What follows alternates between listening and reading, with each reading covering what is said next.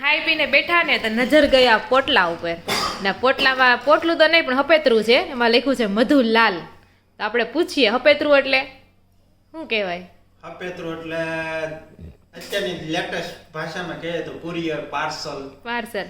હા, મમ્મીએ કીધું તું, મસ્ત કીધું તું. હપેતરું એટલે મમ્મી દેહમાંથી ગમે વસ્તુ આવે ને હપેતરું. હા, ગામડેથી કોઈ પણ વસ્તુ આવે એમાં પછી લખે એને હપેતરું કહેવાય ને, એમાં લખેલું આવે જેનું નામનું હોય ને, જેમ કે આમાં લખ્યું છે મધુલાલ. પાછું એવું હોય કે ભાઈ અમારા બાપુજીને ઘરેથી આવ્યું છે એટલે તાર પપ્પાનું વાહ લાલ લખે. અને આ સિમરન થી આવ્યું હોય તાર પપ્પાનું વાહ ભાઈ કરે તો મધુભાઈ લખે.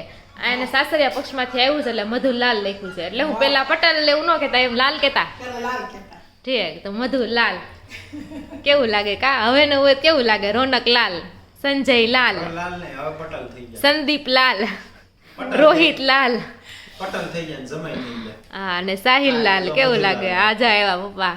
તો તો નામ લખ્યું છે ભાઈ પોટલા ઉપર હપેતરામાં, મધુલાલ.